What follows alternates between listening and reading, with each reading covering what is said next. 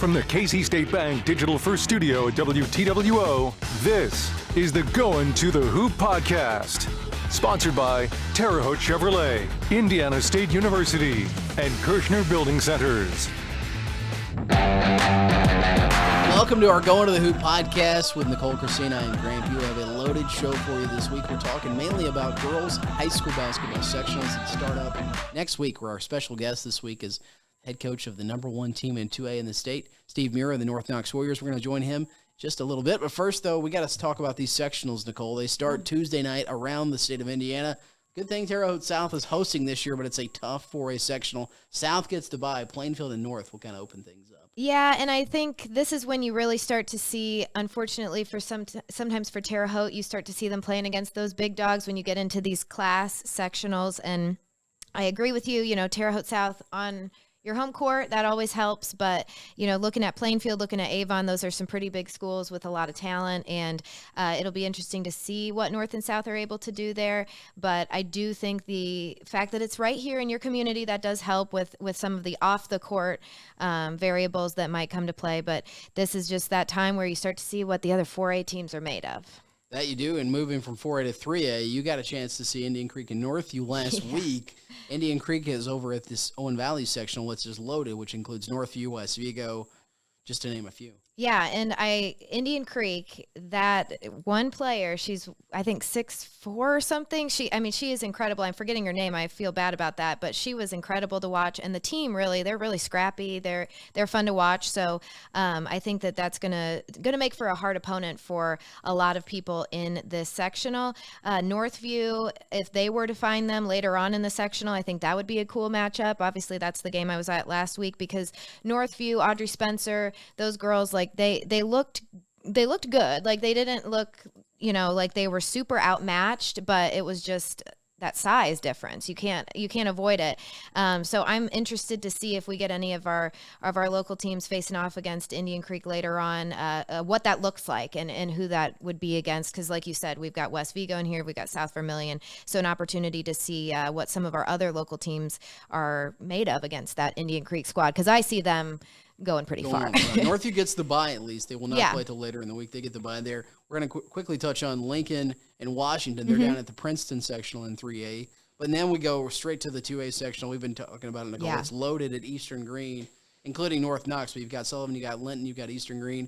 I mean, one of the best sectionals in the state. Yeah, Coach Muir hit on the fact that this is probably the hardest one in the state. Oh, easily. In terms of 2A. And I think we agree with him. And I think that North Knox-Mitchell game, that's going to be one to watch. Linton, Eastern Green, of course, you get that county rival there. That's always fun.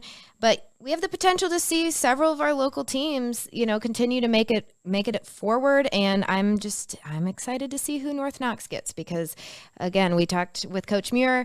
They're really ready. I think, not to spoil what he said, but he thinks they can go kind of easily to semi-state, which means he's ready for these matchups with some of these other local teams. But, Linton is a really strong team as well, and Sullivan played really well against them. So just some good matchups on the way. Can't wait to see what unfolds there. Also in 2A, Park Heritage has had a solid year. They're going up to Greencastle. Loaded sectional there. You got Riverton Park there. Riverton Park had a tough one against West Vigo earlier this week, but Park Heritage with a chance possibly to do some damage to that section. Yeah, that would be great to see. I haven't gotten to follow as many of the teams there, like, Riverton Park, Park Heritage, Cloverdale. But I do know, like you said, Park Heritage showing some strength. And I just love to see that too. You see a team that is just a few years of being together, and you've got some really good athletes on that team. So hoping that they pull out a successful sectional run so we can see them deeper in the postseason. Class A sectional at Bloomfield is going to get us started with a bang next week. You have North Central and Shakamak. North Central had a big year. They got a big one against Sullivan last week or so. Shakamak's had a solid year. You got Bloomfield in this sectional as well. WRV, Clay City, Lighthouse Christian, and Duggar Union.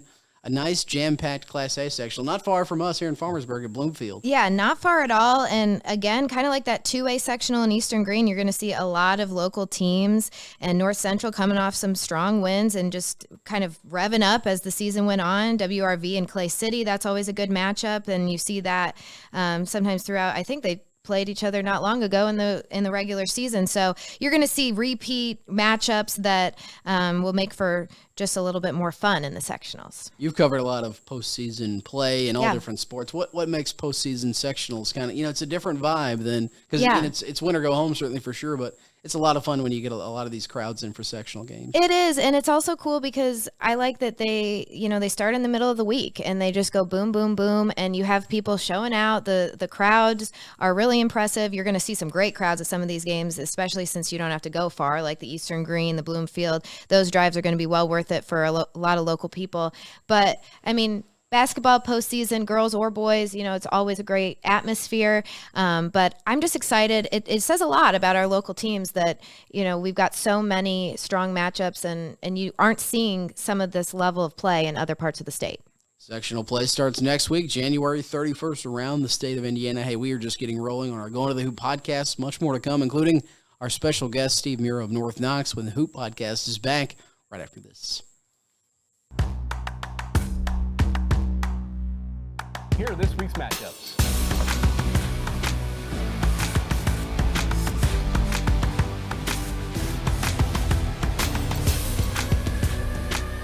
Kirshner Building Center is proud to support local sports in the Wabash Valley.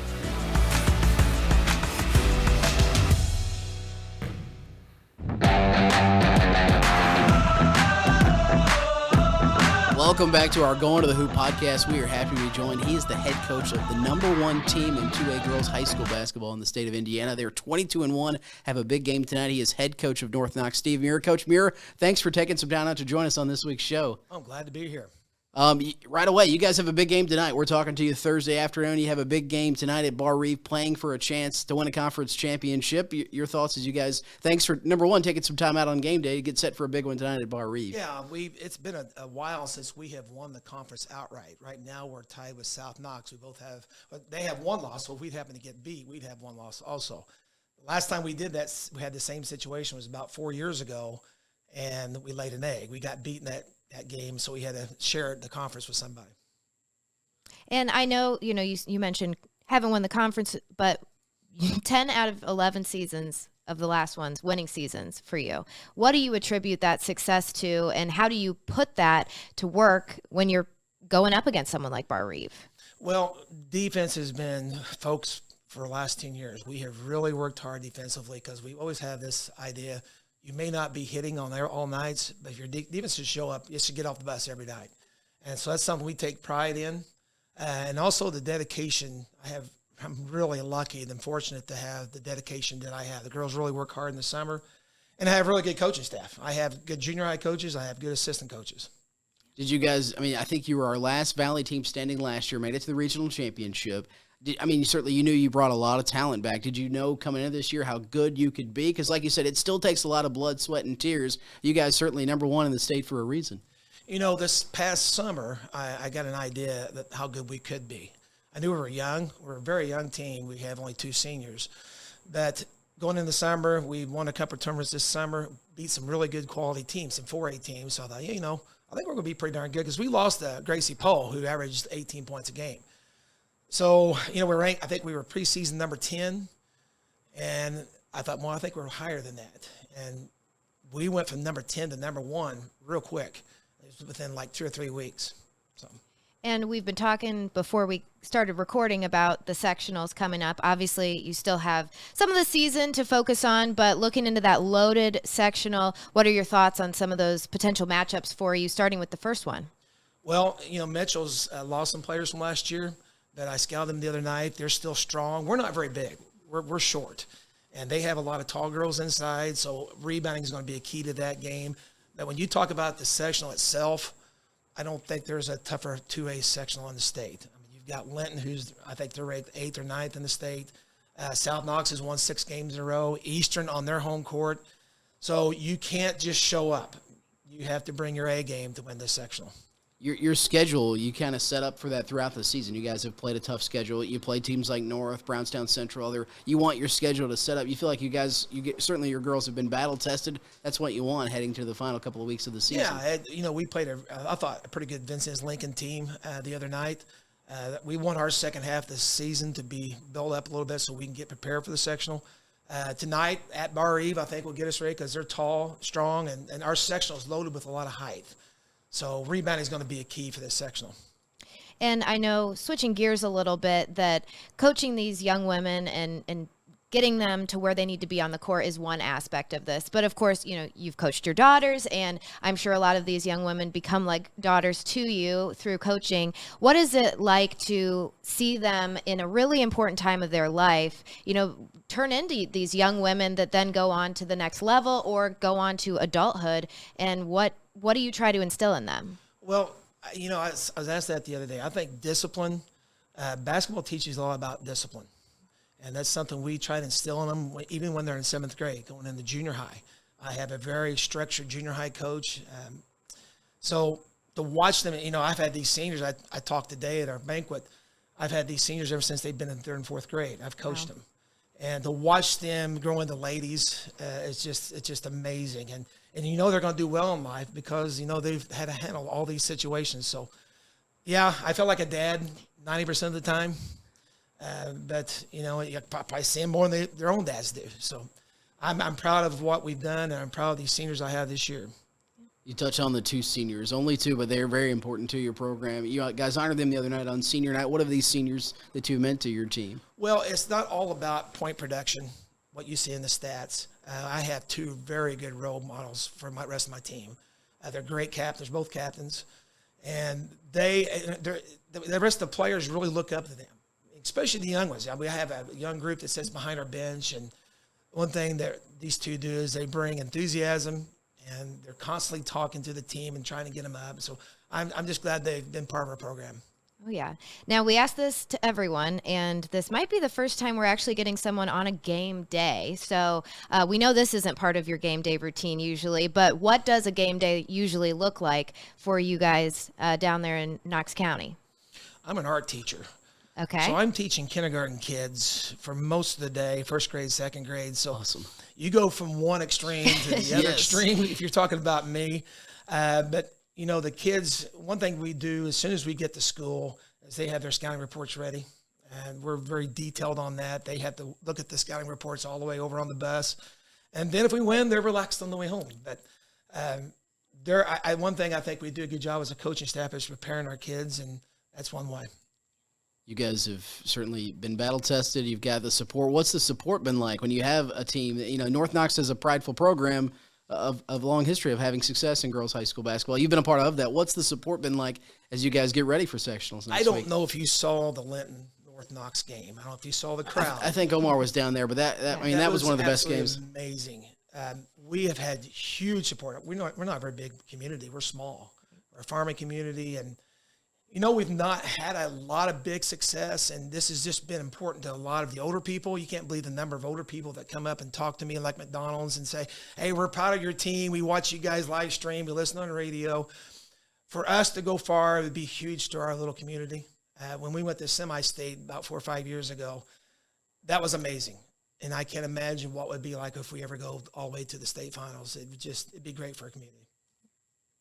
Be outstanding. Speaking of the state finals, we touched on this a little before the show. The new setup this year, regionals are just 1 game. Semi-state would be 2. Certainly, you've got to win the sectional first. Your thoughts on the new setup this year for the state tournament? Well, last year would have helped us a lot because you only had to play 1 game in a regional, and we had to play Forest Park, or 2 games in a regional. So we had only a 2-hour span between our first game and second game, and we're a pressuring type defense. So we didn't get the pressure like we normally do. So we feel like we got a real good shot getting to the semi-state. And then semi-state just depends on who you play in game 1. We'd like maybe play a game Forest Park and maybe in the first game so we can prepare for Sure. them. But in the regional, you got the entire week now to prepare for 1 team instead of 2. Which makes it easier sometimes for us, too, with traveling, getting the regional games. And like you said, for you guys, too. Tell us something we don't know about Coach Murrow. We know the art teacher now, but tell us something about but beyond the basketball court. I am a hick from the sticks. I really am. I grew up on a farm, and often the kids will make fun of me because I don't pronounce words as wash instead of wash. And Sure. I just have a lot of Southern accent to me. You probably hear it right now. But sounds like home to me. and I grew up on a melon farm and grain farm, and I didn't get out much. And people think, oh, you weren't shy when I never talked. I was the type of person who was very shy and backwards and just complete opposite. Now I've gone through college and have coached. That's brought it out of me. I'm sure you wouldn't be here without, coaching is a family. You've got your basketball family, you've got your family at home. Sure. You wouldn't be here without the, support of both of those families as you kind of juggle both. You're juggling family life, teaching life, and coaching life. Coach, tell us a little about that because you've had success, over 350 career wins. Well, the one thing is my wife is also the varsity volleyball coach. So we have a lot in common. We have a lot to talk about when we get home, but I'm also her assistant volleyball coach. So when things aren't going well, she kind of takes it out on me. Rightfully so. They have to sleep on the couch, but it's nice having that combination because there's a lot of things I have learned from her through her coaching and vice versa. She's learned a lot of things through me. My son is my assistant coach. So sports has just been huge in our family. We don't talk about anything else, basically. What else? Sports. What else would you talk about, right? Other than food. Food's definitely mentioned. Got a favorite meal? Speaking of food, that you like to have post game or pre game, or sometimes you let the girls decide. How does this take us into that process? Sometimes? Chicken noodle soup. Okay. Oh, That's what I eat before the game. Chicken noodle soup. Something light. That's strange, but that's what I eat. It's been working for sure. Yep. Coach, anything else you guys want to add? I think we're good. Thanks for taking some time this week to join us on a game day. We know your time is tight on a game day. Best of luck against Bar Reeve as you play for a sectional. And certainly we'll all be watching. Then next week, one of the best sectionals in the state down in Eastern Green. Thank you for having me. Appreciate it. We'll be back with more Going to the Hoop podcast right after a quick timeout. Here are this week's matchups.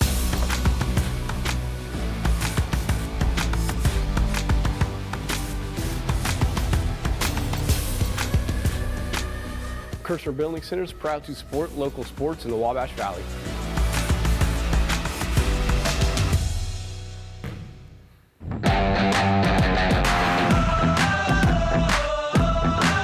Welcome back to our Going to the Hoop podcast. A big thanks to Coach Steve Beer of North Knox Warriors. They have a big game against Bar Reeve tonight playing for a conference title, but he joined us on this week's show. We are talking boys high school basketball. Now, we touched on the girls. We touched on sectionals next week, but hey, we're close to Friday night. That means another slate of Going to the Hoop right here on WTWO. Nicole, we looked over Friday's schedule. A couple games that kind of stand out to you as we get set towards the end of January, towards February, wrapping up the regular season.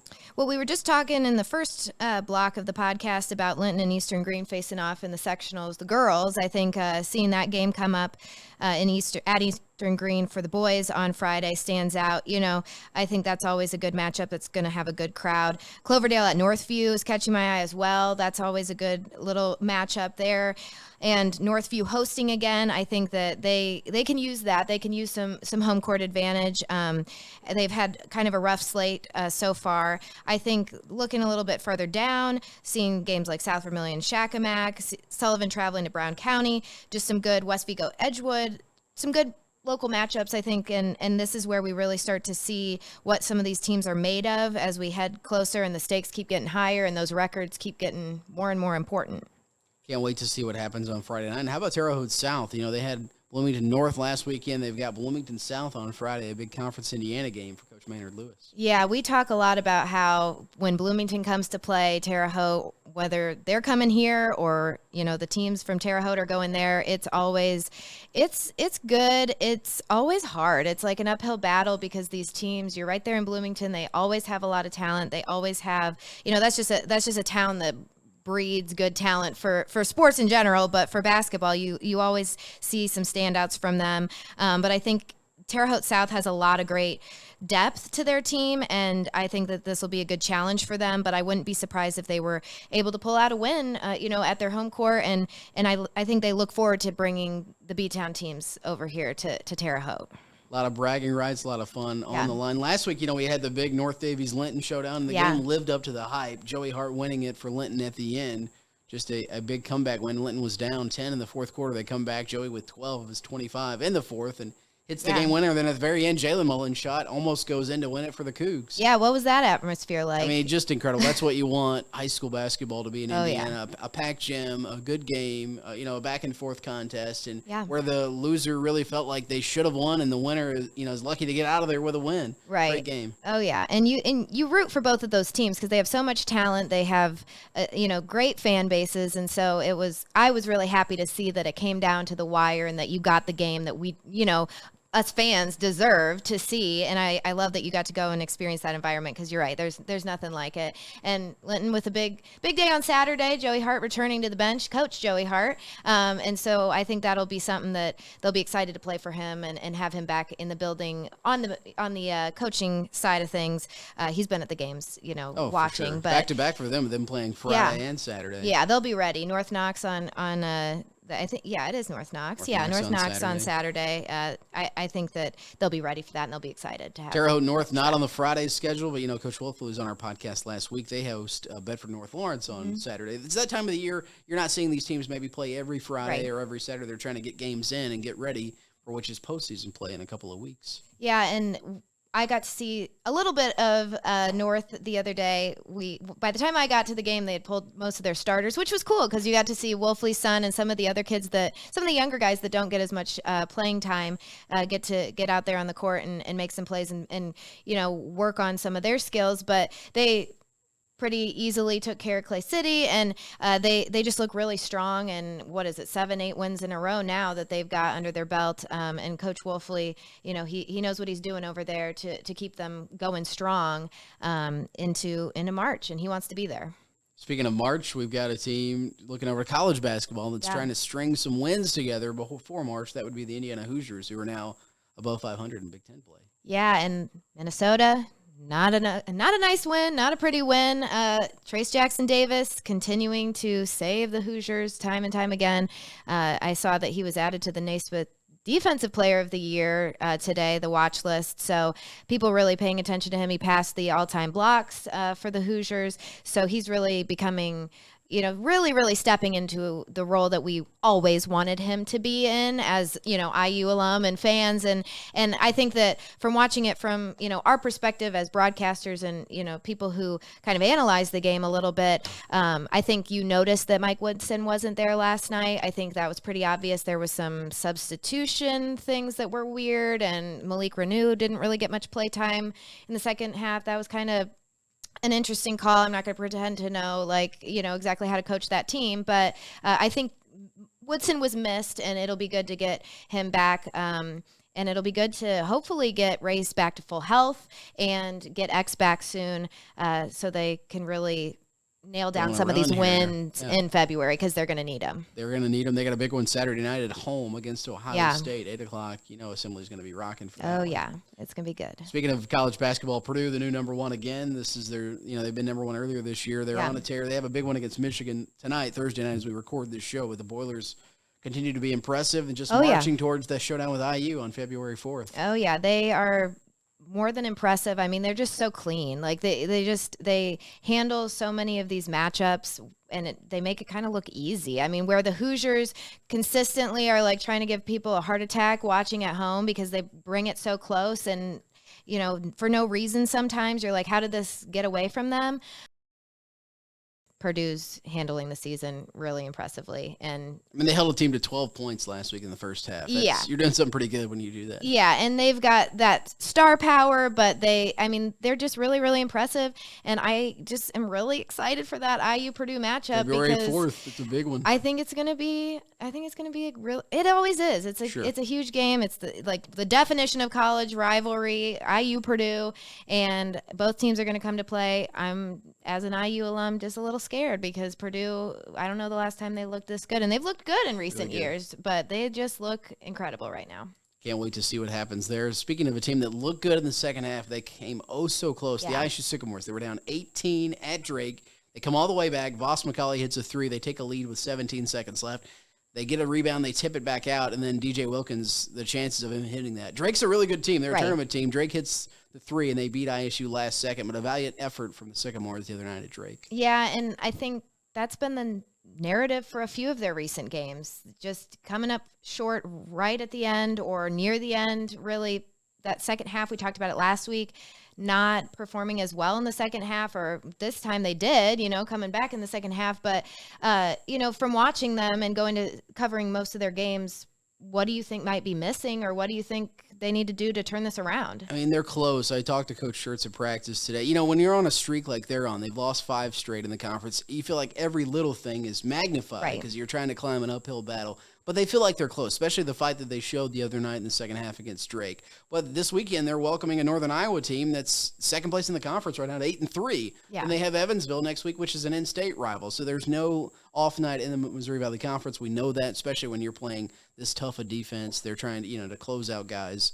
But we'll see what they can do this weekend. Hopefully a big crowd at Holman Center. But a win is exactly what the doctor would order for this team this weekend. After they started 6-0 in conference play, now they're 6-5. I know, and that you hit on it. Hopefully a good crowd, because I think that's part of it too. You don't want them to see any momentum loss in the fan base at all. You want them to feel supported and have those crowds like we saw earlier in the season. And so hopefully that continues for them, and people don't start turning their back, because there's no reason to. They've been coming close. Absolutely. And they look good, and they have a lot of talent. It's just that they need to kind of right the ship, as we've been saying, and hopefully they get the chance to do that. It'd be a big, good home win this weekend. That would be big, be a lot of excitement. We'll see what they can do, because there's no nights off in the Valley. We're talking about other things too. History is going to be made at St. Mary of the Woods on Friday, as we like to talk about everything on our podcast. Men's volleyball, it's up and coming in the IHSA. It's up and coming at Terre Haute North, Terre Haute South, West Vigo, and others. St. Mary's, another men's sport they have started. They play their first ever match on Friday with men's volleyball. Yeah, I think it's so cool to have a local program that continues to add these new sports. I've never watched men's volleyball in person. I think I'm going to cover it tomorrow, so that'll be exciting. They're honoring the Sprint football team. Absolutely. Can't mention St. Mary of the Woods and their new teams without the Sprint football team. Champs. They're champions. They're adding a lot of great local and national talent to their roster for the upcoming season. And I'm looking forward to seeing the men's volleyball team hopefully have that success right off the bat. Watching some of the interviews you had with those players, they brought them from all over the country, all over the world. Yeah. Guam, Serbia. I mean, they're from all over. I think it's Serbia. Yeah, it's kind of, one of them was from Serbia. Sports is just a good melting pot from people coming together, working towards a common goal, and this roster is from all over the world. It's so exciting. Very cool. It's good to have that. We'll see what they do. They host Cornerstone Friday at 7. And I think they host them again Saturday. So it's exciting, a new up and coming thing. You're going to see boys high school volleyball and men's volleyball around the Wabash Valley real soon. Yeah, really exciting. And we get to cover it. That's right. Love it. Finally, a little Colts news. Frank Wright, the new head coach of the Carolina Panthers. We know Luke is excited about that, but Frank Wright, the Panthers, the Colts are still waiting to see, I think, after championship weekend, what they do with their coaching search. But, Frank Wright heading to Carolina now. Yeah, and they play each other this upcoming season. That's going to be entertaining, and I think we're just going to have to wait and see what they do with the coaching. It's getting kind of eerie, like, why is it taking so long, and what are you doing? Unless they're waiting for, one of these championship. Opening, one of these OCs or DCs from the back of my mind, I'm like, is this just getting closer and closer to them saying they're keeping Saturday? It's just, you never know with the Colts. You really don't. And with Jim Irsay, it wouldn't surprise me if they went that way. We'll have to wait and see what happens there. But there's no offseason in the NFL. You move from one thing to another. No offseason with the podcast either. We keep rolling along. Any final thoughts before we close out the show this week? Shout out to Rose Holman. They had a big game last night. They came up just short against Hanover. But, of course, Kevin Lanke out there at Rose Holman and their basketball staff, we always like to see them do well. And they'll be back in action this weekend in HCAC play. Yeah, one final thing, talking about the Hoosiers, the women's team tonight. Keep rolling. Huge game tonight at Assembly Hall. They have a big task tonight, but I think that Assembly Hall is going to be rocking. Because it should be. This team has done a lot of damage. And the ISU women, we talked about the IU women having a great season. The ISU women home this weekend. They have a big game Friday and Sunday at Holman Center with Coach Killinger. After being on the road last weekend, they're back at home at Holman this weekend. A lot of basketball coming your way, even some volleyball and football thrown in the mix this weekend. Hey, thanks for watching our Going to the Hoop podcast for this week. Thanks to Coach Mirror. For Nicole Christina, I'm Graham Pugh. We'll see you next time right here with all the basketball and other sports news.